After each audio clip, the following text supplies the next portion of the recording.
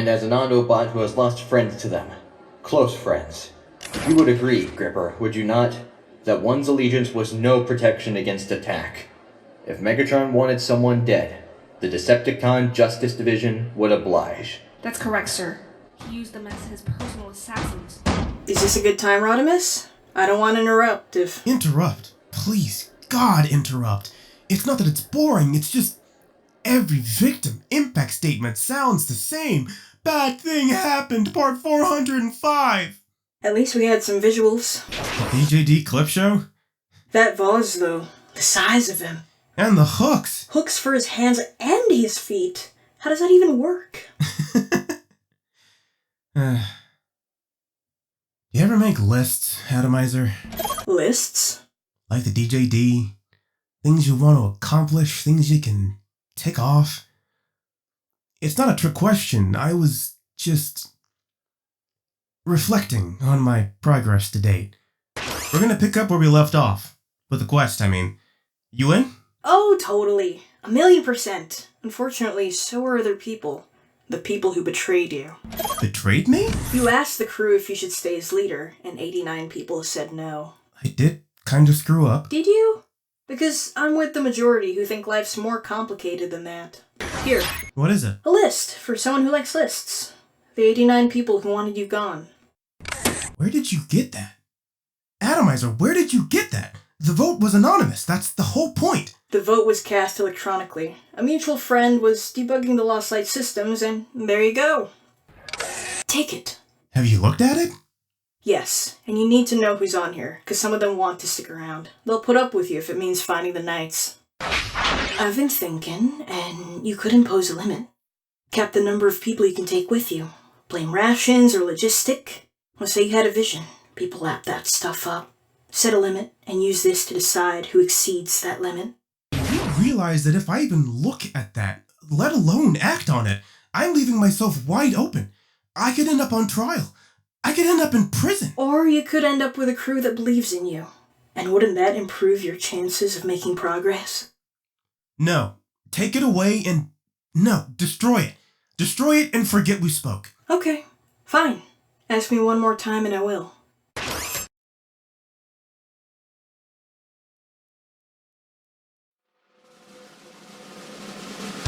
Starscream, Lord Starscream, High Chancellor of the Republican Cybertronian Dynasty, Emperor Perpetuar, and Defender of the Realm.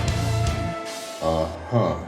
And during the war, you served as Megatron's what, exactly? I've been his officer, his Lieutenant General, his Air Chief Marshal, but mostly, I've been his whipping boy.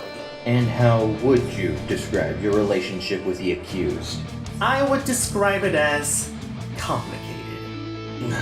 Starscream, it is customary after a guilty plea for the court to hear victim impact statements before handing down a sentence.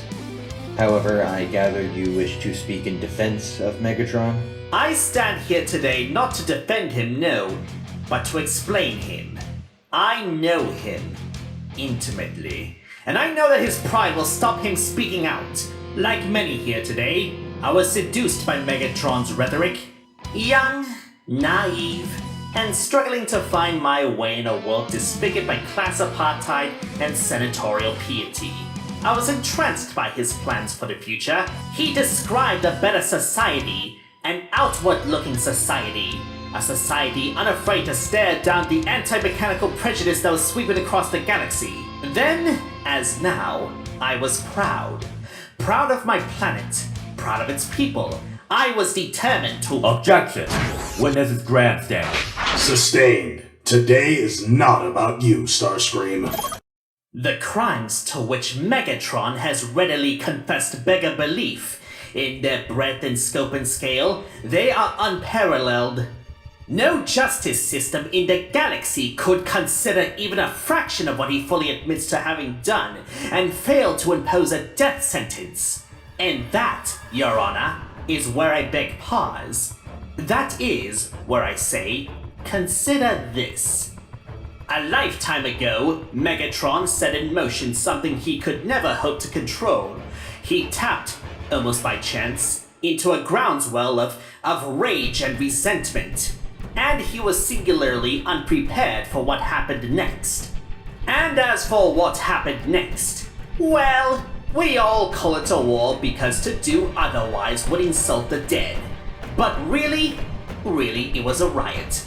The war was a riot, and Megatron was a looter. Caught up in events, yes, but not shaping them, not coordinating them.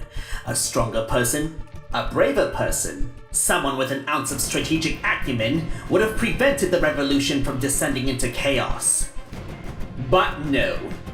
To the lasting regret of every Cybertronian, alive and dead, Megatron is neither strong, nor brave, nor brilliant, nor possessed of any particular talent beyond survival. Throughout the war, he was assailed by aides and confidants who pulled him in all directions, and yes, I include myself in that number. More than once I urged him, I begged him to consider a ceasefire, and was punished for it. Like I said, whipping boy. Your Honor, this tin pot revolutionary would have you believe he is some grand architect, a military mastermind with destiny at his heels. In truth, he was sidelined long ago, sequestered so that more accomplished monsters, heavyweights like Shockwave and Scorponok, could use this planet as a canvas for their own dark designs. Addled and impotent, on the rare occasions he tried to assert himself militarily, his campaigns were so gruelingly inept that they could be only construed as a cry for help. His grand experiment, peace through tyranny, was always doomed to failure, even if some of us, the pragmatists and peacemakers, realized it too late. Am I here to defend him? No, never. But, as the chosen leader of the Cybertronian race, as someone who must embody fairness and decency, I cannot in good conscience say anything that would speed someone to their death. 4 million years ago, Megatron set out to make our world a better place. Bedeviled by fundamental weaknesses of character, hindered by a frighteningly average intellect, and cursed with an ambition that far outstripped his ability, he failed spectacularly. He doesn't deserve death. No, he deserves pity. Your Honor, my client has indicated that he would like to speak to me in private. Very well. Court suspended for 30 minutes. I gotta tell ya, boss, the trial's playing very well with your loyal subjects. Your approval ratings have doubled, and people have even stopped defacing your statue. Good vibes all around. Take word association. We're finally getting more shrewds than self-serving. Some poor deluded schmuck even called you honorable. Let's hope he gets the help he needs. I ought to say, we spoke to the focus groups yesterday, before you took the stand. If that's an attempt at a veiled criticism, Rattrap, try harder. You're talking to an expert. I'm just saying, back there it sorta sounded like you was apologizing on Megatron's behalf. The people are used to me pontificating. They'd have tuned out within 30 seconds. What they'll remember is that I testified, that I was central to proceedings. No, that speech was aimed at one person and one person only. And I could tell from his face that my words found their target. I killed him today, Rattrap. However long the gap between trial and execution, however slow the axe, today was the day Megatron died. I've dispatched my tormentor, and the people are cheering me on. The higher I fly, the better the view. Yeah, the only slight flaw in the landscape is that the Autobots' ratings are up as well.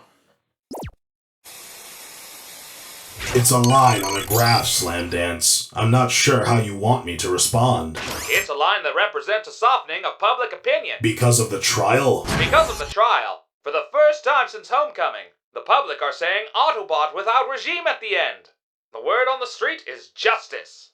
If you can convince the average Cybertronian that you believe in the rule of law, you're halfway to winning back their trust. So the message is... Stay the course.